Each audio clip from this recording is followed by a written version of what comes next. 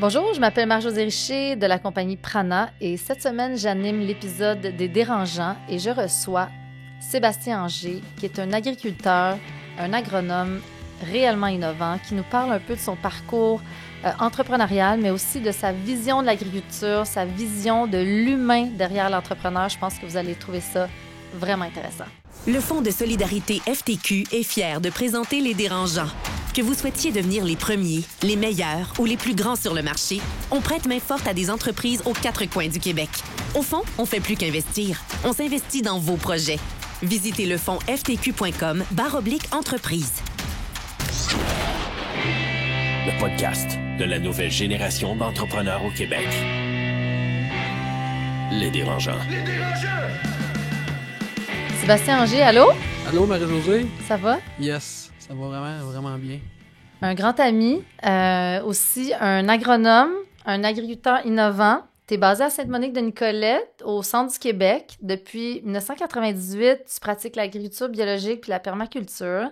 Puis tu mets l'accent beaucoup sur la santé des sols puis la biodiversité.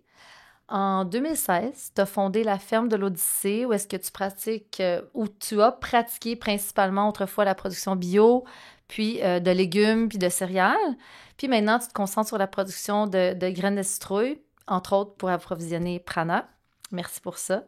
Fait que Sébastien, tu es un agriculteur, mais avant tout, je pense que tu es un réel innovateur. Quand on te demande c'est quoi ton rôle, ou tu dis non, moi, je suis pas un agriculteur, je suis un designer. Attends, je vais te répondre. Je suis un designer de la biodiversité dans l'espace-temps. Mais tu as oublié le mot artiste.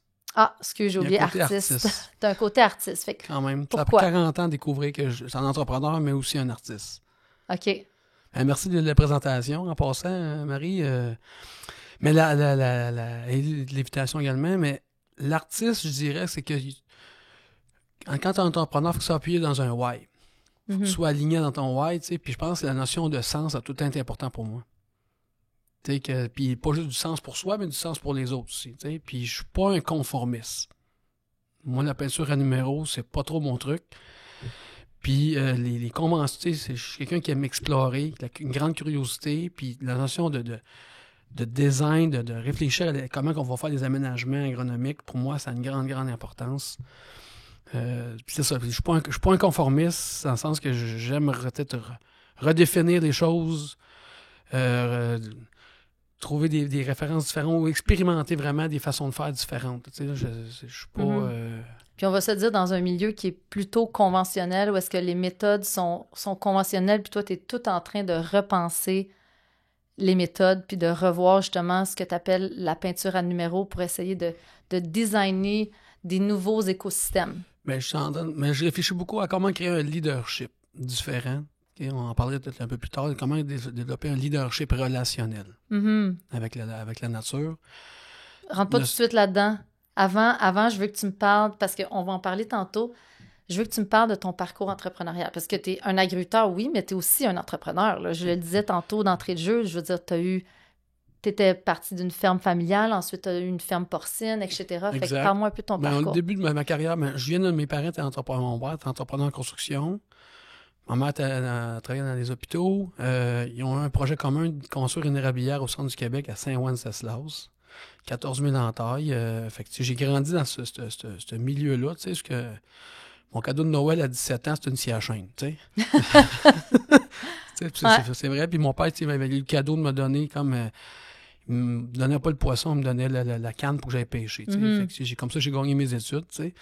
On avait quand même des bonnes valeurs par rapport à cet aspect-là. Tu sais. Puis la cabane à sucre, je trouve, c'est très patrimonial comme au Québec, mais aussi c'est un lieu relationnel. Puis c'est mon origine, puis j'étais dans le milieu agricole, j'ai travaillé sur des fermes, puis à un moment donné, j'ai eu le calling d'aller étudier à Victoriaville en agriculture biologique. Après ça, j'ai travaillé en Alsace. J'ai travaillé sur des fermes québécoises aussi à travers ça. Après, j'ai travaillé dans l'Ouest canadien, j'ai travaillé des fermes au Lac-Saint-Jean. Après ça, j'ai décidé de faire mon baccalauréat en agronomie. J'ai fait quelques expériences là, à travers l'été aux différentes fermes. Puis, à la fin de mon bac, j'étais allé voyager là, un peu partout en Nouvelle-Zélande, Australie, Philippines, Thaïlande, en Inde. Jusqu'en 2008, je tombe amoureux de la mère de mes filles. On achète la ferme familiale. On a fondé les viandes Rintal ensemble. Fait qu'on a fait jusqu'en 2016, là, on a construit une entreprise de viande bio, de charcuterie, viande et charcuterie. Puis c'est là qu'on s'est connus, Marie-Josée, en fait. Ouais. Dans les dimanches bio à Outremont. Exactement. On était voisins. Exactement. Moi, la grande végétarienne, puis toi, Je le full viandeux. Je n'étais pas full viandeux, mais en je vendais des saucisses. Oh, ouais, on s'entend, mais on s'entendait bien. Puis 15 ans plus tard, on se retrouve avec un projet de graines de citrouille Pas pire. en agriculture régénérative. Fait que ça s'appelle l'évolution. Mais c'était le chemin. J'ai quand même fait l'expérience d'un couple en affaires pendant moins d'une dizaine d'années, un peu plus. C'était comment ça, justement, cette expérience-là du couple en affaires? La vie de couple en affaires, là, pour la décrire, là, pour moi, là, je trouve l'exemple, c'est 2 personnes en ski qui descendent en ski, c'est les mêmes skis. OK? Il y en a un qui est de face, qui porte la vision, qui dit « OK », puis l'autre de dos qui porte souvent l'équilibre. OK? C'est pas une danse nécessairement facile, tu sais, puis ça demande beaucoup de synchronisation, beaucoup de communication, puis c'est impossible, c'est impossible de faire une descente sans chute. Impossible. Ouais. OK? Tu sais, puis des fois, ça vire de bord aussi, hein? Des fois, celui qui est dans le rôle d'équilibre, surtout dans le rôle de vision, tu sais, c'est pas statique comme mouvement, tu sais. Puis des fois, la pente est plus abrupte, des fois, elle est plus, tu sais. Fait que, tu sais, je te dirais, dans mon expérience avec le mère de mes filles, c'est une expérience grandissante. C'était mon école entrepreneuriale. En 2016, on a décidé de se séparer après 5 ans de thérapie de couple. Ça a été un gros chiffre dans ta vie, Un là. gros chiffre, oui.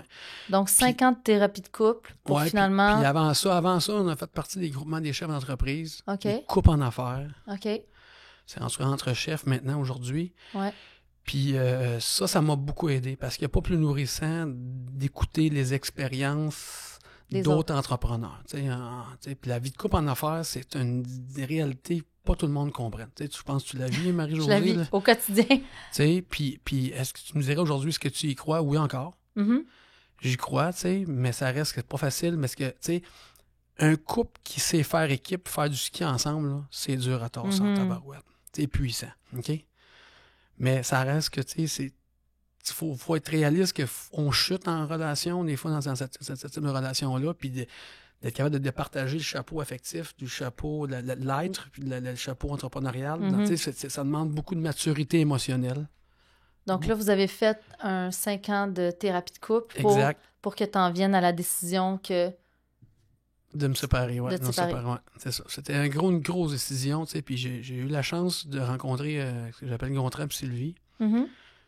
Gontran et Sylvie, ils ont 50 ans d'expérience d'écouter des couples dans leurs intimités, dans leurs enjeux intérieurs. Puis c'est beaucoup une communauté d'entrepreneurs qui, je pense, qui ont accompagné. Comme clientèle. Là, T'imagines la richesse de 50 ans d'écouter des histoires là, dans l'intimité, là, la richesse. Fait que, pour moi, c'est des gens de grande conscience qui m'ont donné posé des bonnes questions. T'sais. Puis eux m'ont apporté des notions là, importantes. Ce qu'ils m'appellent, ils disent, t'as le président. Le président connaît le résultat. Le temps n'est pas une dimension. Ça, c'est l'intuition un peu, là. C'est l'intelligence à grande vitesse. C'est une petite voix qui parle pas fort. T'as le DG, qui est le mental. Puis ce qu'il appelle, c'est le Nagano, c'est l'aspect émotionnel. Puis il faut que le DG soit au service du président et non l'inverse. Fait que c'est d'écouter sa petite voix intérieure. Exactement. Entre autres, là, pas juste ça. Il y a d'autres ingrédients que je pourrais... Tantôt, on en a échangé, mais...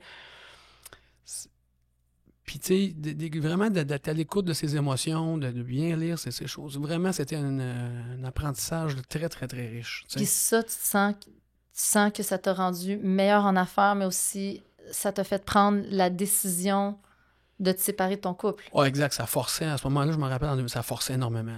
Tu sais, on avait pris des directions de vision complètement différentes, tu sais, en termes d'évolution. Tu sais, puis il y a des saisons dans une relation, tu sais, c'est pas... Puis on était rendu à un point, ça forçait. Là, sûrement avec un stress financier aussi qui vient avec les enjeux de business, là, habituellement. C'est exact. Puis moi, à ce moment-là, je recule. À ce moment-là, je n'étais pas toujours bien ajusté. Moi, j'étais le gars qui avait le pied dans le fond, le gaz au fond. Puis à ce moment-là, la mère de mes filles avait le pied sur le break, puis là, ça chauffait entre les deux. Là. Okay? Puis aujourd'hui, j'aurais peut-être fait les choses, avec la conscience que j'ai aujourd'hui, j'aurais fait peut-être les choses différemment, mais c'était le chemin. Mais bref, Je vais toujours me rappeler, à ce moment-là, on avait quoi? 3 millions de chiffres d'affaires, 2 chalots au Lac-Saint-Jean. En tout cas, bref, ça bougeait, là, c'est que la ferme, nanana, bref. Fait que c'était une grosse décision là, de se séparer. Là. Je veux dire, tout est imbriqué. C'est ça aussi, en couple, en affaires, c'est que c'est ça, les enfants, le travail, les actifs, tout est entremêlé. C'est ça, exact. C'est dur de prendre des décisions parce que la décision, elle implique toutes les dimensions de ta vie. OK? Puis je vais toujours me rappeler, Gontran m'avait dit, Sébastien, écoute ton président en 50 ans de carrière, j'ai jamais vu un président d'un homme fourrer son homme. Puis là, j'ai dit... comment ça parle, ça, un président, ça? Ben, c'est une petite voix pas forte, là. Puis c'est le sentiment de paix. Puis c'est l'émotion qui est le véhicule du président, OK? Puis j'étais allé au chalet, m'en étais tout seul. Puis là, ça faisait un bout que je l'écoutais pas, mon président, mais là, j'ai ouvert ce canal-là, là. Mais là, le président, il est à l'écoute, il a donné toute une shot, il va comprendre c'est quoi, là. C'était un moment, le temps, ça avait arrêté. J'avais dit, comme dit, OK, je me sépare. Quelle émotion que ça me donne, puis j'en ai pleuré, là, tu sais, vraiment. Là, puis j'ai senti que c'était le chemin. Mais tu sais, là, devant moi, là, c'était l'incertitude, là. Tu sais, c'était un gros plat de spaghettis, là. Comment on fait pour démêler ce plat de spaghettis-là, là? Ça a été comme... C'était quelque chose, tu sais. Puis là, il est arrivé Puis il m'a dit, Sébastien, force pas dans ton processus. Force pas. Tu sais, dans le processus de démêler le plat, là, force pas. Tu sais, dans le sens, soit d'écoute, tu sais, puis ça m'a appris justement à laisser le temps à faire des choses aussi. Là, il faut pas, des fois, on veut forcer, des fois, puis on est insécure, mais ça m'a appris ces éléments-là. Puis tu vois, aujourd'hui, après 17 ans à peu près, là, je dirais j'ai vécu toute une période de transformation. Parce que comment on a fait les choses, Guylaine, la mère de mes filles, elle avait les talents de la commercialisation en transformation. C'est la logique qu'elle qui prenne la portion d'entreprise qui existe encore aujourd'hui, là. De transformation. Puis moi, c'est moi qui portais les talents de plus de faisabilité agronomique et tout. T'sais. Fait que j'ai racheté la ferme à ce moment-là. Fait que tu t'es endetté. Pas mal. Imagine, là, c'était déjà difficile avant. Fait que j'ai pris un énorme risque. C'est sûr que c'était des gros endettements, mais j'avais les actifs tangibles comme actifs tangibles. J'achetais pas de l'air, là, j'achetais des actifs tangibles. Mais c'est très, l'agriculture, c'est dur à rentabiliser. Je me suis mis dans le vide à ce moment-là. Puis là, j'ai tout restructuré l'entreprise. J'endette l'entreprise, puis j'ai tout à peu près flushé les revenus, puis j'ai tout reconstruit de A à Z là, le modèle d'affaires de l'entreprise. Fait que c'est quoi, t'as acheté une ferme? Comment ça s'est passé? J'ai racheté la ferme familiale. T'as racheté la ferme familiale, t'as commencé à faire pousser quoi? Ben là, j'ai investi, j'allais chercher un contrat avec Viande du Breton. OK. Puis là, pour sécuriser les revenus, après ça, j'ai commencé à faire, 2 ans après, des légumes, des poireaux bio. Après ça, la graine de citrouille est arrivée, mais la graine de citrouille est arrivée dans des moments difficiles. Parce que, à un moment donné, je me pensais bien bon dans mon savoir-faire en bio, là. Puis j'ai frappé des moments très difficiles. Là, je dirais en 2019, 2018, 2020, là, 2019, 2020, là, c'était vraiment difficile. Pourquoi? Ben parce que j'étais surendetté. Puis j'ai eu des très mauvaises années. À cause de la météo? La météo, mais aussi mes processus. Là, j'ai overestimé mes processus. T'avais comme une surconfiance. Une surconfiance, là. Puis là, puis là, à ce moment-là, j'avais personne pour me réquer, là. Puis moi, j'avais mis le pied sur le gaz, puis j'ai frappé dans le mur, là, j'ai mis le genou par terre en tabarouette. Mais c'est ça que tu me disais, je veux dire, tu m'as souvent dit que les agriculteurs, c'est une gang de millionnaires cassés. Exact. Est-ce que c'est parce qu'ils prennent trop de risques? Non, mais il faut comprendre une chose, là, l'agriculteur, c'est qu'en fait, quand tu es agriculteur, tu es dépendant du vivant. Ton processus, il est lié au vivant. Tu peux pas déroger des règles du vivant, OK? Puis de 2, tout le monde se paye avant toi. Tu sais, la banque se paye avant toi, les fournisseurs se payent, tout le monde se paye, là, le comptable se paye, tout le monde se paye. Puis ta terre vaut une fortune. Tu l'as payé souvent cher, fait que tu es endetté. Il y a une pression aussi, une pression. Okay? Puis là, c'est quand tu es agriculteur, c'est je dis bien, on te donne dans la case de peinture à numéro, on te donne une case. Là. C'est pas toi qui as défini. Là. OK? Mhm. Puis là, il faut que tu fasses ton beau dessin, la bonne peinture là, correctement. Puis si tu es chanceux, il faut que la météo t'aide. Là. Mhm. Fait que c'est Fait que difficile les marges sont très, très, très minces. Mhm. OK? Fait qu'il n'y a pas de marge à l'erreur. Il faut vraiment pas faire d'erreur. Puis justement, mais là, tu es dépendant du vivant puis de la météo. Exactement. T'sais, mais c'est pas si facile. Puis notre agriculture est polarisée en ce moment dans deux mouvements. Soit tu es conventionnel, soit tu es bio. Mhm. Fait qu'il faut que tu fasses de la peinture dans un des deux modèles. Mhm. Mais moi, en dedans de moi, je sentais que peut-être ça me fitait pas. Le modèle, plus qu'on connaît, plus conventionnel, c'est un modèle, c'est un leadership plus d'extraction, plus construit sur la performance, comment on peut faire le maximum de rendement à l'hectare. OK? Ça, ce serait pour toi l'agriculture qui est conventionnelle, qui existe aujourd'hui. Là. Ces balises de référence de performance, ça m'a jamais habité. J'ai jamais senti que c'était mon chemin. Fait que moi, dans ma carrière, j'ai choisi le bio. Pour moi, il y avait une notion puis je l'ai expérimenté à plein régime, le bio. Puis en 2021, j'ai décidé de quitter le bio. C'est une grande décision dans ma vie. Mm-hmm. Okay? C'est pas une décision noir et blanc. C'est pas... c'était le pourquoi qu'il existe, je le garde. Le comment qu'il existe, j'y renonce. C'est une grande décision. Là, bref. Mm-hmm. Puis, tu sais, le bio, pour moi, c'était comme aussi... Je voyais un sens d'évolution dans cette direction-là, mais ça reste pour moi un leadership de perfection. Mm-hmm. Puis, il y a des limites à se laisser enfermer dans une pression de perfection, comme agriculteur. Fait que pour toi, l'agriculture conventionnelle, on est dans un leadership d'extraction. L'agriculture bio, on est dans un leadership de perfection. Exact. Puis là, toi, ce que tu essaies de faire c'est un nouveau modèle? Ben, c'est un leadership de relation. OK. Puis pour moi, une relation, là, une grande dimension de la relation, c'est je donne et je prends. Juste. Exact. Puis il faut qu'il y ait une notion de circulation. OK? Pour moi, quand on fait un processus avec la nature, je donne à la nature, je prends. Puis c'est cette notion d'équilibre-là qui est relativement mince. Puis, le modèle d'extraction, je prends beaucoup, je donne peu. Puis, l'autre modèle... Mais c'est aussi le modèle, je veux dire, c'est un peu le modèle capitaliste d'entrepreneuriat.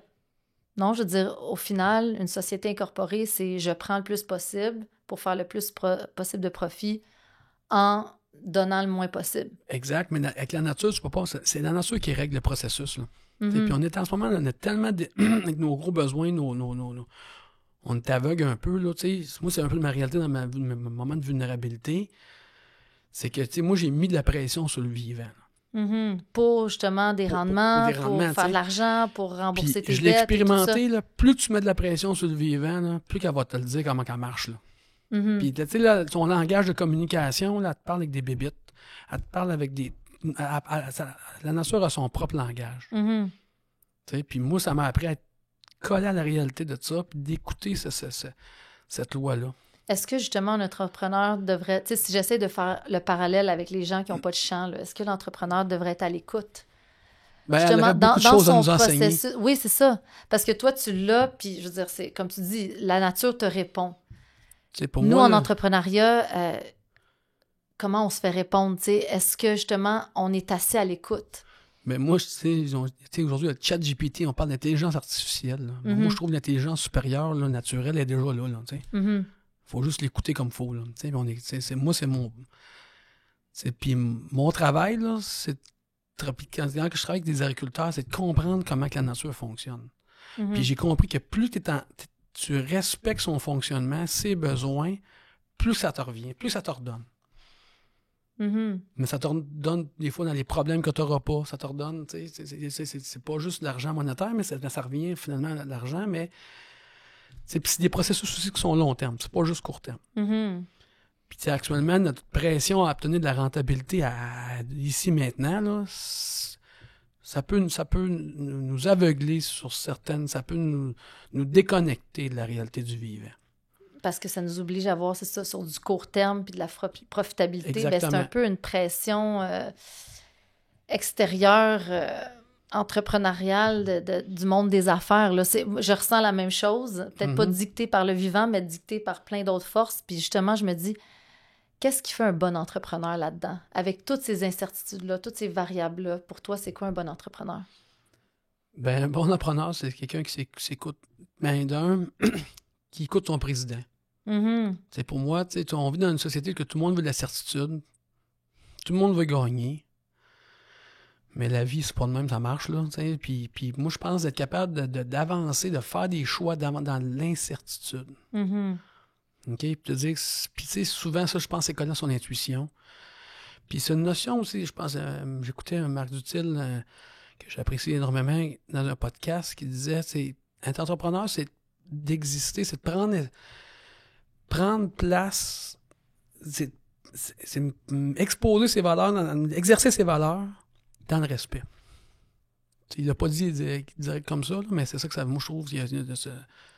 Puis aligné sur le why, sur pourquoi tu l'existes, pourquoi tu existes. Donc, exercer ses valeurs en prenant compte de ce qu'il y a autour, pas nécessairement en voulant piler sur les autres. C'est un peu ça aussi, la relation avec le vivant. C'est que plus t'en donnes, plus la nature t'en redonne. Puis, exact. Que ce soit avec les employés, les partenaires d'affaires, les fournisseurs, plus t'en donnes, ben plus ça te revient aussi. Exactement. Puis moi, je pense que c'est d'apprendre à se connaître pas plus correctement. OK? Puis ça, je dirais, là, moi, j'ai habité le pays du pense-bon. OK? Il existe le pays du pense-bon, mais quand j'ai eu mon moment de vulnérabilité, là, j'ai déménagé ce que j'appelle au pays des pouiches. Tu sais, là, mon ego n'avait pris sa claque, là, OK? Puis quand tu vis cette pression-là, tu apprends beaucoup, beaucoup de choses, tu deviens très sensible, tu deviens curieux de la vérité. Puis ça te permet, ça te transforme. Humainement, là, ça t'amène à transformer. Okay? Ça, c'était suite à ta séparation. Ah oui, vraiment. Puis au stress financier que tu vivais. Exact. C'était ça le concours de circonstances qui fait que tu m'as souvent dit, tu t'es senti comme le penseur de Rodin, là, vraiment tout nu. Là. Ben, c'est le penseur de Rodin, c'est drôle parce que c'est.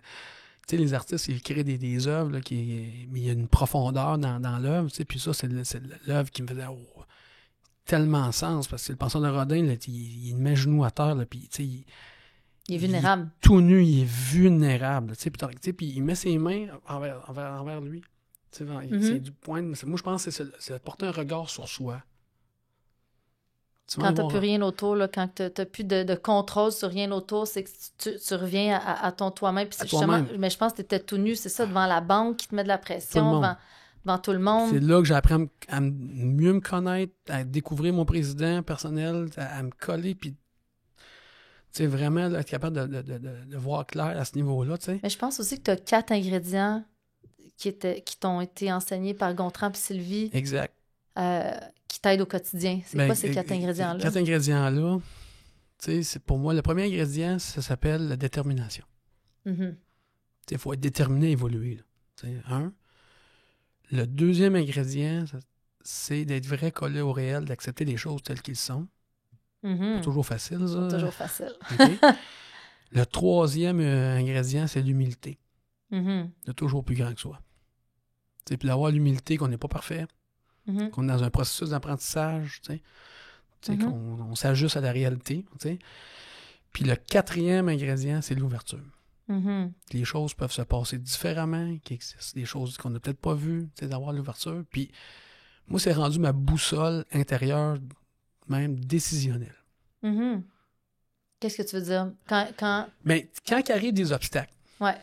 C'est pas, ou des questions, ou un Y, où il faut que tu prennes telle ou telle voie. Je me questionne, est-ce que cet obstacle-là, quel ingrédient cette réalité-là vient me challenger personnellement? Puis quand la réponse, là, souvent, c'est un ingrédient, mais quand c'est 4, c'est un gros chunk, là, ça a déjà arrivé plusieurs fois que c'est comme 4, bien, souvent, pour moi, c'est ma boussole, c'est là qu'il faut que j'aille. C'est ma boussole, c'est comme si, OK, ça me demande la détermination, OK, go, on va mettre la détermination. Ça prend de l'humilité. Tu sais, comme un exemple dans mon histoire, à un moment donné, j'ai dû vendre des terres. Comme agriculteur, là, d'aller vendre des terres, là, ça demande une détermination, d'accepter la réalité, l'humilité, puis l'ouverture, ça se peut. Puis tu vois, là, je suis en train de vendre ma ferme parcelle en ce moment. Parce que les terres, c'est ça que tu as le plus cher, là. Exactement, c'est ça. Sauf que, tu sais, moi, j'ai compris que je suis plus un agronome qu'un agriculteur, en passant. Je Je suis plus quelqu'un de master processus que d'être assis sur le tracteur. Tu sais. Puis là, en ce moment, avec le projet de graines de citrouille, j'ai du plaisir à travailler avec des agriculteurs, à les amener dans des pratiques régénératives, à déléguer de la confiance. Tu sais, puis à développer le processus agronomique versus peut-être mettre la graine dans la terre puis récolter après. Parce que, tu sais, moi, je suis tellement en train de réfléchir au processus, j'arrête des mauvaises herbes, des adventistes, puis là, je suis sur le tracteur, puis je réfléchis à tout ça, là. Mais j'oublie que je suis en train de semer des citrouilles, là. Je fais, non, mais tu comprends? Ah oui, c'est vrai, il fallait que je vende des citrouilles après, des graines de citrouilles après. Non, mais c'est parce que, tu sais, dans le sens que des fois, il arrive, ton planteur, il brise, tu comprends? C'est mon attention n'est pas toujours à... Fait que en ce moment, j'ai pris la décision, mais ça demande une série de... T'as pris la décision de quoi, là? T'as pris la décision de vendre vendre... ferme porcine. La ferme porcine? Exact. Parce que tu veux... Ben, je veux me concentrer, me remettre le chapeau de l'agronome, puis développer le projet de citrouille. C'est là que je suis rendu dans ma vie, tu sais. Puis c'est venu comment, ça, les graines de citrouille? Ben, c'est un moment de vulnérabilité, mais je vais revenir avec les ingrédients. C'est pas fini, les ingrédients. OK, t'as pas fini. Les ingrédients. Mais ça, c'est les ingrédients de l'évolution de la conscience. Ben, pour moi, c'est des ingrédients d'évolution humaine. OK. Pour moi, c'est puis d'apprendre à les cultiver correctement au quotidien, tu sais. Puis quand je dis apprendre à connaître sa valeur juste, là, tu sais, il existe le pays du pense-bon, j'ai dit, puis le pays des pouiches, mais il existe le chalet des ajustés. OK. OK? C'est pas tout le monde qui le trouve non plus, tu sais, là. C'est quoi ça? Mais d'apprendre à connaître sa valeur juste, pas plus, pas moins. OK? Puis, tu sais, moi, ce que dans la période vulnérable, là, okay, j'ai appris une grande leçon qui est universelle pour tous les entrepreneurs, là. C'est qu'il faut jamais que l'ego dépasse le cash flow. Je vais mettre ça sur ta tombe. Faut jamais que l'ego dépasse le cash flow. Okay, ben, ça, pour moi, c'est une grande leçon. Tu sais, j'ai habité le pays du pense-bon. L'ego dépassait vraiment le cash flow. La vie m'a amené à la réalité. Tu sais, j'ai comme... Puis le pays des pouiches, c'est un reflet du pense-bon. Puis ça, pour moi, c'est fondamental. Tu sais, là, l'ego, on en a tout un. Mais c'est d'apprendre à le reconnaître. Comment il agit. OK? Puis cet aspect-là est super important. Puis tu sais, moi, c'est mon intention d'habiter le pays des ajustés le restant de mes jours. Je suis pas toujours compétent. Tu sais, des fois, on a des différents niveaux d'apprentissage. On est inconscient, incompétent. On devient conscient qu'on est incompétent, puis on devient conscient, compétent. Mais du coup, justement, que tu l'ajustes, justement, cet ego-là, où tu lui donnes sa propre valeur, après, c'est de voir, ben c'est quoi les lacunes, avec qui j'ai besoin de m'entourer, justement, pour faire monter mon Puis ça, projet. C'est un point important. Tu appelles des partenaires. Un des indicateurs, comment choisir ses partenaires en carrière, là, comme entrepreneur, pour moi, c'est de mesurer avec qui je fais affaire. Est-ce que je fais affaire avec une ajustée, un ajusté, ou un pays des pense-bon, ou un pays des pouiches, là. Fait que tu cherches un genre de fit dans oui, ça, mais que ça soit grand employé, partenaire d'affaires. Tu sais, ben, ça dépend Différents niveaux, mais je te dirais, je sais que si tu fais affaire avec un pays des pense-bon, tu risques de perdre avec le pense-bon. Il y a un danger, là. Il y a comme une lumière orange-rouge, tu sais. Puis on n'est pas tous des pense-bons de différentes façons. Il y en a que c'est plus dommageable que d'autres, mais tu sais, je suis très, très, très sensible à l'alignement des valeurs avec qui tu fais affaire. Je fais ça affaire qu'un entrepreneur ou une entrepreneur qui connaît son ego, qui connaît sa valeur correctement, puis dans le processus, sa proposition de valeur qu'il exerce, est-ce qu'il est ajusté ou ajusté? Ça, là, c'est fondamental. T'sais. Puis des push, mais tu peux juste gagner à travailler avec quand je dis push, c'est des gens qui se sous-estiment par rapport à leur valeur. Tu as plus à gagner avec. T'es aides à grandir. T'es aides à aller chercher leur président. Exactement. Ou aller écouter leur président. Exactement. Moi, je pense qu'il y a cet aspect-là que je pense qui est super important quand tu travailles avec ton équipe. Fait que, tu sais, c'est un travail de longue. C'est du long shot, tu sais, là, mais tu sais, c'est des ingrédients, en tout cas. Bref, ça fait partie de mes balises de référence. Puis moi, dans ma vie, justement, j'ai redéfini toutes mes balises de référence. Comment qu'on construit la valeur. Puis c'est un peu ça que je veux faire dans le futur. Parce que notre agriculture n'est pas construite sur des bonnes balises de référence en ce moment. Mais c'est ça que tu me dis. Tu me dis souvent, regarde, écoute, l'agriculture, ça s'en va direct dans un mur là, au Québec. Là. Puis j'ai l'impression que beaucoup de gens, on vit dans des villes, on est peut-être un peu déconnecté de ce monde-là qui, en fait, nous nourrit. Est-ce que l'agriculture au Québec s'en va dans un mur et mondial? Ben, c'est pas parfait, là, tu sais. C'est complexe, l'agriculture, là, tu sais. On va s'en vendre un mur. Ça serait une grosse affirmation. Il y a des pépites de faisabilité. Là. Il y a des pépites il y a des personnes qui portent des grands savoir-faire au Québec, je trouve. Il y a des pratiques de conservation des sols qui est vraiment un beau leadership au Québec. Mais c'est pas juste au Québec, c'est mondial. Tu sais, le leadership d'extraction, il s'en va dans un mur, c'est clair. OK. Moi, je pense que, en ce moment, là, si on ne prend pas en compte la santé des sols comme balise de référence, là, qu'est-ce qui arrive? C'est que là, vu que la terre, c'est le lieu qu'on capte de la valeur en agriculture, là, les terres s'enrichissent. Les prix augmentent, tu sais. Puis plus que les prix augmentent, plus que les agriculteurs vont mettre de la pression. Pour avoir du rendement. Pour avoir du rendement. Pour clairer les dettes de l'achat de la terre. C'est comme un schéma de Ponzi, là, un peu aussi. Là. C'est parce que là, le gouvernement, lui, a avantage, il tire l'impôt les intérêts, oui. Les banques, tout le monde a des avantages et que les terres montent, mais au final, c'est la nature qui paye.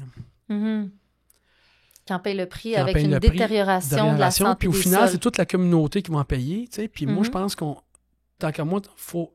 Puis là, l'enjeu, c'est comment qu'on veut rétribuer une valeur qui n'est pas mesurée. Qu'est-ce que tu veux dire?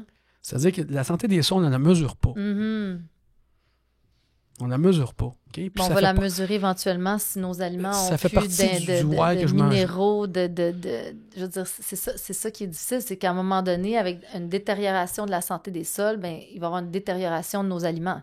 Exactement. Mais là, ça va être sur tellement du long terme qu'on ne pourra plus revenir en arrière. Exactement. Mais moi, je pense qu'il faut que nos balises de référence reviennent à une mesure de la santé des sols. OK. Puis est-ce que c'est de là un peu ton projet de citrouille que tu as avancé pour remettre ça à l'avant-plan? Mais tu sais, quand on s'est connus, on s'est réencontrés après 15 ans, tu sais, je regardais comment me reconstruire comme entrepreneur, tu sais. Pour moi, là, c'est de la graine nue. Ce projet de graine nue, c'est à l'image de comment j'étais vulnérable, tu sais. Parce que les graines de citrouille que tu fais pousser pour Prana, c'est pas écalé, en fait. C'est pour ça que tu dis que c'est une graine nue. Il n'y a pas d'écale. Il n'y a pas d'écale, pas de tégument, tu sais. Puis là, je cherchais un projet pour me reconstruire comme entrepreneur. Puis, tu sais, en agronomie, en agriculture, il y a toujours 3 gros enjeux. Les enjeux agronomiques, les enjeux de transformation, puis les enjeux de mise en marché. Puis, il faut que tu additionnes les 3 enjeux pour arriver dans un product fit market. OK? Puis, les enjeux agronomiques, c'est là où j'étais le meilleur. Les enjeux de mise en marché, bien, j'ai trouvé des gens à faire équipe. OK? Puis les enjeux de transformation, bien, j'avais déjà fait le tu as travail. construit l'avion en volant. C'est ça, exact. Puis là, je voulais chercher l'opportunité, puis là, ça se faisait pas presque pas en Amérique du Nord. Puis je savais que ce défi-là, j'étais capable de le relever. Tu veux dire, la culture de graines de citrouille en grande surface ne se faisait pas en Amérique du Nord, mais se faisait ailleurs dans le Nord. Oui, pour la graine nue. Ça se faisait en Autriche, en Hongrie.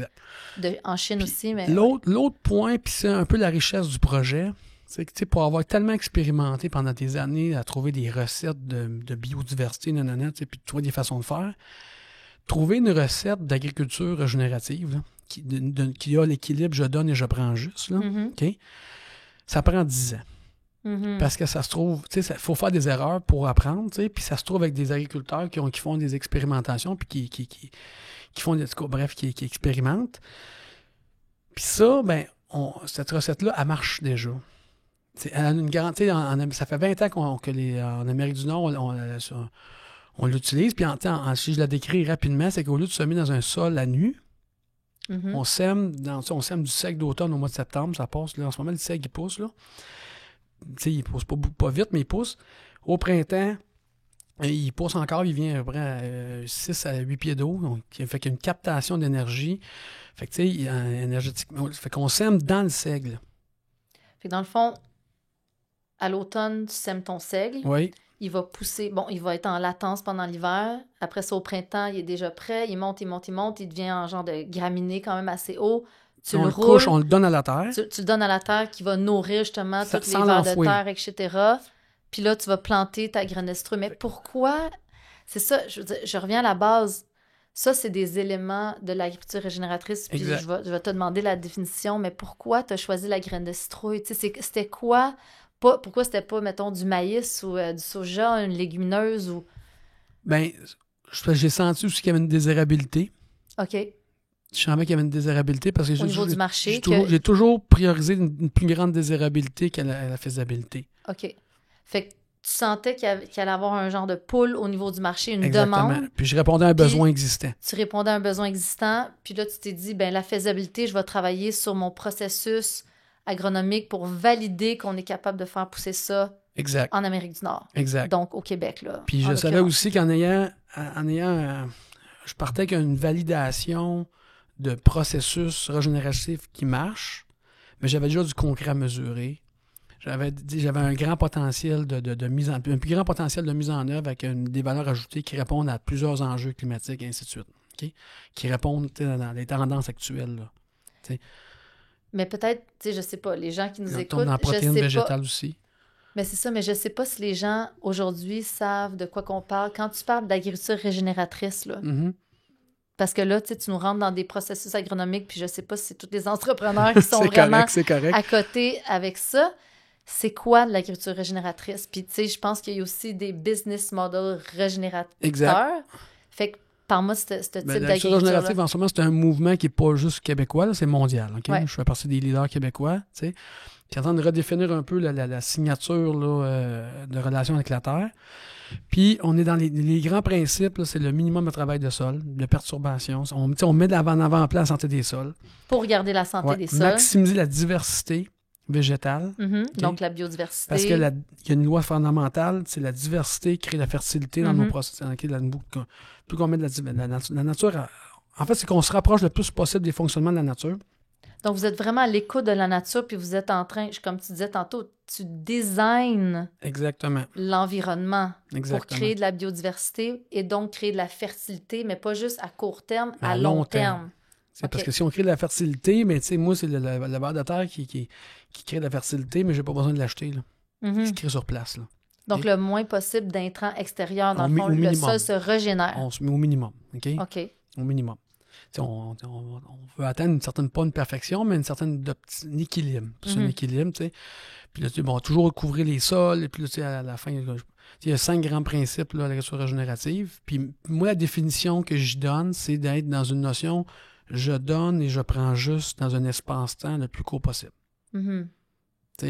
Puis je dirais que pour moi, c'est un film en 3 couleurs. Carbone, eau et biodiversité. La vision que j'ai, c'est que quand on va vendre les graines de citrouille dans le même, tu sais, là, la graine de citrouille, elle va détenir une signature carbone, elle va détenir une signature de relation à l'eau, puis elle va définir une signature de la biodiversité. Puis à la fin du cycle, quand j'ai fait pousser mes graines de citrouille, là, mais le carbone était dans le plus. Dans ma relation à l'eau, je suis dans le plus. Puis la biodiversité, je suis dans le plus. Fait que tu vas dire, ce que tu veux dire par là, c'est que tu vas avoir séquestré du carbone. Exact. Tu vas avoir utilisé la ressource eau la meilleure possible. De la meilleure façon possible. Puis mais tu sais, je dirais, moi, je suis plus résilient. Mon sol est en meilleure santé. Ma capacité, je garde mon eau. J'ai une meilleure utilisation saine de l'eau. Okay? Puis la biodiversité, mais on a contribué à ajouter une plus grande biodiversité. Puis, donner une image, en ce moment, notre agriculture, moi, j'appelle ça la guerre du vide. Là, on est dans des logiques mono-espèces par espace-temps. On cultive du maïs, du soya. On cultive une espèce, puis là, on crée du vide. Là. Puis les problèmes sont aspirés souvent dans le vide qu'on a créé. Puis l'agriculture régénérative, elle amène un concept de cohabitation de la biodiversité dans le même espace-temps.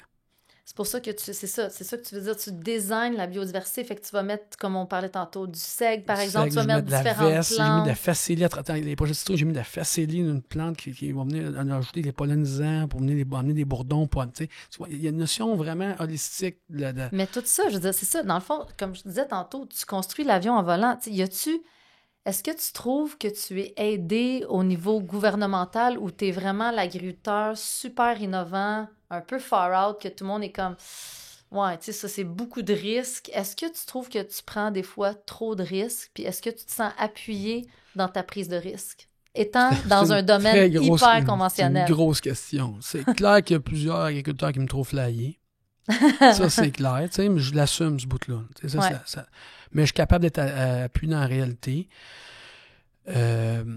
C'est clair que je suis avant-gardiste. J'ai toujours été avant-gardiste. En secondaire 3, j'ai déjà fait un horaire sur la future autoroute de l'information, qui est l'Internet aujourd'hui. Fait que j'ai tout le temps été un pas en avant sur qu'est-ce qui s'en vient.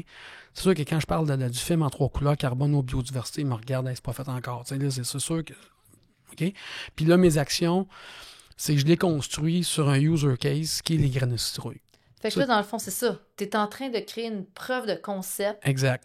Que toutes les notions que tu viens de nous dire, ça fonctionne, tu les valides pour éventuellement les amener ailleurs que dans ton laboratoire qui est ton champ. C'est la vision. Tu sais, en ce moment, mon focus, il est, avant de commencer à révolutionner toute la planète, là, commençons à le faire un cas concret, réel, avec la graine de citrouille. Puis la beauté, le travail qu'on fait ensemble avec la graine de citrouille, c'est pas juste... c'est que c'est tellement... C'est conservateur, tu sais, pour, tu sais, dans un monde, le monde agroalimentaire, là, tout le monde veut gagner. Il n'y a personne qui veut changer. C'est dur de faire des changements, OK? Puis la graine de citrouille, mais tu sais, on est agile. On a un pouvoir d'agilité plus grand. T'sais, pourquoi? Ben, il y a moins de joueurs, tu sais, puis là, bref, tu sais, Parce que dans le fond, je sais pas si les gens savent, mais c'est ça. Quand tu as planté la première graine en 2020, là, on savait même pas si ça allait pousser. On là. savait même pas comment la faire pousser. Je sais pas des courges, je veux dire que des courges d'hiver pour aller au marché, là, c'est vraiment pour de la graine de citrouille, c'est vraiment un autre type de citrouille. Ben, tu sais, on savait que ça poussait, mais l'enjeu, c'est que, tu sais, je pouvais pas utiliser des guatémaltèques pour venir planter ça ne serait pas rentable. Ouais, je comprends. Il fallait que je trouvais, vraiment, l'enjeu était quand même poussé à grande échelle. Avec c'est un gros bet que t'as pris, c'est un gros bet, OK? Puis c'est ça. Mais est-ce que tu t'es senti appuyé? Est-ce que tu sens qu'on a, au niveau de l'écosystème entrepreneurial ou l'écosystème autour de toi, est-ce que tu sens que tu es appuyé dans ta démarche ou tu es encore en train de prouver que ça va marcher? Je suis encore dans les deux. C'est sûr, c'est une grosse question. Vraiment une grosse question. Mais je dirais que je ne suis pas toujours appuyé, toujours correctement. Les gens ne comprennent pas tout le temps encore c'est quoi la finalité. C'est un travail vraiment de vulgarisation. Aussi, mais tu sais, le projet Citrouille m'amène de la confiance parce que je colle dans la réalité. Ça amène de la confiance. D'ailleurs, j'entends que tu essaies de développer un réseau d'agriculteurs. On a justement une question de EEQ. On écoute ça et on en jase après. Les dérangeants! Les dérangeants. Salut Catherine. Donc dis-moi, c'est quoi la question de l'EEQ de cette semaine? On se demande cette semaine comment choisir les bons partenaires et collaborateurs. Oh, ça c'est quand même assez critique dans le succès d'une entreprise. Donc de ton côté, Catherine, dis-moi, c'est quoi tes recommandations sur comment trouver les bons collaborateurs et les bons partenaires d'affaires? Ce qui est important ici, c'est de bien sûr travailler avec des gens qui partagent nos valeurs, mais qui posent des actions en lien avec ces fameuses valeurs-là. C'est quand même très important, ça revient souvent dans nos réponses. Puis des gens qui ont des compétences qui sont complémentaires et non nécessairement les mêmes compétences que nous. Des fois, c'est tentant d'aller dans des directions où quelqu'un fait exactement la même chose qu'on fait, mais c'est pas nécessairement la meilleure voie qui est recommandée. Plusieurs excellents partenariats sont même pas tant financiers ou transactionnels. Ça va être des partenariats qui sont peut-être des échanges et co-création de produits-services, de la co-création de contenu, échange de visibilité. Donc, c'est pas nécessairement toujours financier ou des achats ou donc ça peut être super intéressant pour faire grandir l'entreprise puis d'utiliser ça comme stratégie d'affaires, les partenariats stratégiques. Les bons partenariats, en fait, c'est ça qui propulse ces entreprises. Puis on ne peut pas, c'est quoi qu'on dit souvent là, seul on va plus vite, ensemble on va plus loin. Avoir les bons partenaires dès le début, c'est la clé. Et en effet, words for wisdom. On se retrouve pour un prochain épisode, pour une prochaine question de l'EEQ. Les dérangeants. C'est une excellente question. Mais en fait, on va revenir, est-ce que c'est des gens qui connaissent leurs valeurs? C'est quoi leur santé des sols? Moi j'observe leur relation, comment ils sont en relation avec leur sol, ça me dit beaucoup de choses. Okay. Puis qu'est-ce qu'ils cultivent, les 4 ingrédients, eux aussi, dans l'évolution. L'humilité, l'ouverture, la détermination, coller au réel. Ça, là... Fait que ça, c'est quelque chose que vraiment... Dans le fond, c'est un alignement de valeurs. Exactement. Puis je travaille avec ces... Puis à date, ça marche, là. Ouais, ça marche. Mais il faut aussi qu'il y ait une fibre innovante. Oui, exact. Mais un alignement de valeurs au final. L'ouverture aussi, je pense. L'aspect d'ouverture. L'ouverture, tu sais, je pense qu'il y a du respect. Puis aussi, tu sais, je sens aussi qu'il y a un partage qui est bidirectionnel. OK. Donc, pour choisir un bon partenaire, il faut sentir que tu prends juste, mais tu donnes juste. Exactement. Il y a vraiment l'aspect de relation. De bidirectionnalité, pour moi, qui est super important. Mm-hmm. Puis en ce moment, j'essaie de m'entourer. Ça date, ça fonctionne bien, on a des résultats. Parce que quand on a commencé, les graines de citrouille, là, on était des rendements de 200 kg hectares, c'était quasiment minime. Mhm. Puis là, on a atteint les potentiels d'Autriche en 6 000 tonnes hectares. On est allé chercher en optimisant Mhm. les rendements. Mais ça, c'était le feu vert pour dire on continue. Mais ça te prenait des partenaires, justement, pour atteindre un volume, puis aussi de valider que vraiment on est capable de se rendre à ces rendements-là. On parle de résilience, changement climatique. L'année passée, c'était une année pas facile en 2023 pour plusieurs producteurs maraîchers. Mhm. Puis cette année-là, c'était une des bonnes années des citrouilles pour moi. Puis pas pour moi, mais pour les partenaires avec qui j'ai travaillé. Pourquoi? Parce que tu étais... Parce que je travaillais, tu vois, avec résilient. des agriculteurs qui avaient des agricultrices, en fait, qui semaient direct, des champs qui n'ont pas travaillé les sols pendant moins d'une dizaine d'années. Fait qu'il y a une grande, grande résilience. Fait que la santé des sols était Très très même bonne. s'il y avait des grosses fluctuations d'eau, là, c'était pas parfait, mais c'était capable de traverser ces épisodes-là un peu plus difficiles. Fait que ça l'amène cet aspect de résilience-là qui est super importante. Puis ce qui n'est pas évident dans mon domaine, c'est mesurer la valeur des problèmes que tu n'auras pas. Qu'est-ce que tu veux dire? Mais tu sais, l'eau va toujours être la plus grande incertitude annuelle. Puis des fois, on over-expect, des fois, on va ça. Mais mesurer la valeur d'un problème que tu n'auras pas, c'est triste, mais l'humain, il faut qu'il vive le problème pour mesurer la valeur du problème. Je dis toujours qu'on va se rendre compte de l'importance de l'eau quand l'eau du robinet va couler noir. Exact. Fait que toi, il faut que tu anticipes. Dans le fond, tu travailles à développer la résilience, fait qu'anticiper tous les problèmes, justement, trop de chaleur, trop de froid, printemps hâtif, automne hâtif, tout ça, là, en fait. Exact. Puis toute la notion d'intégrer des couverts végétaux, la diversité végétale, la santé des sols, c'est des processus qui se construisent à long terme, mais qui amènent cette notion de résilience. Puis, moi, je pense qu'il faut partir. En ce moment, dans notre système, on marche sur la carte de crédit. On marche à la carte de crédit où le vivant, il pense qu'il va tout ça, ça marche, là, puis on est tout le temps à très court terme. Puis là, il faut le pivoter dans une logique de placement, dividendes à long terme, de problèmes que tu n'auras pas. Moi, je dis tout le temps que les vers de terre vont créer de la fertilité, puis je vais être moins dépendant à l'engrais X, Y, Z. Fait que tu donnes à ton écosystème pour récolter plus tard au lieu de prendre à crédit constamment, puis que dans 10 ans, tu te retrouves devant un sol à nu, pas en santé, qui n'est pas capable de créer du rendement. Puis qu'est-ce qui est difficile dans la science de la santé des sols, c'est que la journée que tu décides, OK, j'arrête de travailler mes sols, je vais dans les pratiques de conservation, tu as à peu près 3 ans de des puiches à traverser.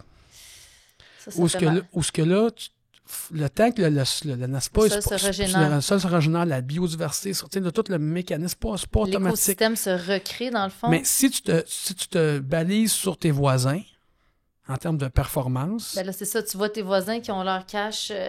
souvent, l'agriculture, c'est un monde d'égo aussi. Là, on va tout le temps montrer aux autres qu'on a fait les plus beaux tracteurs puis les plus beaux rendements. Puis il faut réfléchir aussi en revenu net et non en revenu brut. OK? Puis c'est sûr que ton revenu brut, il va chuter de 20% de façon pendant générale. 3 ans à peu près. Là, mais là, si tu fais bien les bonnes actions, tu es bien accompagné et tout, là c'est comme si tu transfères ta carte de crédit en dividende. Là. Fait que ce que tu auras perdu pendant 3 ans, tu risques de le regagner. Le regagner à cause de la résilience de tes sols, ta santé, tes sols, c'est ça. Ouais. Je pense que en ce moment, avec. Puis moi, je pense que pour transformer l'agriculture de demain, les banques il faut qu'ils connaissent ces processus-là en termes de risque. Je vois tout en ce moment dans le niveau de la transformation numérique. Tout l'aspect des ESG aussi également. Ça fait partie des matrices de matérialité. Je pense qu'il faudra bien mesurer ces processus-là. Parce que pour moi, faire du changement, il faut que à mon avis, les agriculteurs et agricultrices qui devraient avoir les avantages au marché, c'est eux qui ont la plus belle relation à la terre. Mais c'est ça, mais après ça, le banquier, comment tu définis la plus belle relation à la terre? Est-ce que tu veux développer des outils? C'est là comme entrepreneur que je me dirige dans cette direction-là, parce que développer des systèmes de mesure Puis utiliser la digitalisation pour bien cartographier ces éléments-là. Okay? C'est un quoi, énorme par exemple, défi. Avoir une application qui va aider les agriculteurs à regarder justement c'est quoi leur biodiversité, qu'est-ce qu'ils ont besoin d'ajouter à leur système. L'application, c'est une chose, mais il y a différents d'autres moyens. Là, il y a ça, puis aussi comment on transfère la valeur dans l'écosystème. Moi, je vois que la blockchain peut amener une clé technologique pour assurer la traçabilité de la preuve. Preuve de la biodiversité. La preuve de la biodiversité carbone, mais sans aussi que l'agriculteur se mette tout nu non plus devant tout le monde. Mm-hmm. À un moment donné, c'est beau, parce qu'il y a beaucoup, la science des données, là, on prend des décisions avec des données, il y a beaucoup de valeur dans les données, mais il faut respecter le pouvoir de l'agriculteur dans ces données aussi. Puis je pense que c'est des questions que j'adresse. Puis ça, c'est vraiment ton projet, dans le fond, parce que là, si je m'en remets à aujourd'hui, tu as ton projet de laboratoire de graines de citrouille puis de validation agronomique puis développer ce réseau-là d'agriculteurs pour faire de la graine de citrouille puis avoir un peu ta preuve de concept sur la graine de citrouille puis éventuellement peut-être aller à d'autres cultures. Puis de l'autre côté, c'est de développer un peu, comme tu dis, les preuves de biodiversité au niveau puis de digitaliser ça pour aider les agriculteurs à amener plus de processus régénératifs dans leur agriculture. Exact. Puis de les accompagner dans leur transition. Accompagner dans cette transition en termes de savoir-faire. Puis, tu sais, moi, ce que je vois, tu sais, en termes c'est un enjeu de migration de la valeur. C'est-à-dire qu'en ce moment, un agriculteur obtient sa valeur soit dans 2 stratégies volume-prix. Soit le conventionnel, c'est une stratégie volume. Le bio, c'est une stratégie prix. Ouais. Puis moi, le futur que j'anticipe, c'est que c'est une migration de la valeur dans l'aménagement agronomique. C'est de l'aménagement. On prend un hectare, puis on vient mesurer la carbone aux biodiversités. Puis 80% de la valeur, là, je suis futuriste, là. 80% de la valeur va provenir d'une logique volume-prix. Puis 20% de la valeur va provenir d'une logique carbone, eau et biodiversité. Puis carbone, on va adresser des enjeux énergétiques. L'eau, on va adresser des enjeux d'assurance récolte. Puis la biodiversité, on va adresser des enjeux de sensibilité aux consommateurs. La valeur des espaces tablettes et ces choses-là. T'sais. Puis en ce moment, c'est comment tu veux rétribuer cette valeur si elle n'est pas mesurée. C'est ça. Donc, il faut se mesurer. Exactement, il faut se mesurer. Tu es vraiment là-dedans. Puis moi, je la vois, cette migration de la valeur, parce que une chose qui est claire, c'est que l'agriculteur et l'agricultrice ne peut pas prendre plus de pression qu'il y en a en ce moment. Ça, pour moi, c'est définitif. OK? Puis la clé, c'est de redéfinir notre balise de référence. Sur quoi on appuie nos valeurs, c'est quoi nos références, c'est quoi les KPI qu'on utilise pour définir la valeur de qu'est-ce qu'on transige, qu'est-ce qu'on transforme. Ça fait que c'est un peu ça la vision. C'est un énorme défi. Là, c'est de l'agroalimentaire. Est-ce que justement tu t'entoures? Parce que si je pense un peu, c'est un peu ton projet qui s'en vient, ton projet d'innovation avec la ferme L'Odyssée. Oui. C'est mon lab. Ça, c'est ton lab. Est-ce que... Parce que, j'entends que tu as les 2 mains dans terre, mais tranquillement, tu te détaches pour penser justement à tout cet écosystème-là à créer au niveau de la valeur, etc. Puis je me dis, est-ce que tu t'entoures? Exactement, oui. Mais je dirais, j'ai beaucoup de contacts en Europe, quelques contacts aux États-Unis, là, quand même pas plusieurs contacts aux États-Unis. Je regarde beaucoup les initiatives. Je suis pas le seul à réfléchir à ces enjeux-là, à cette planète. Là.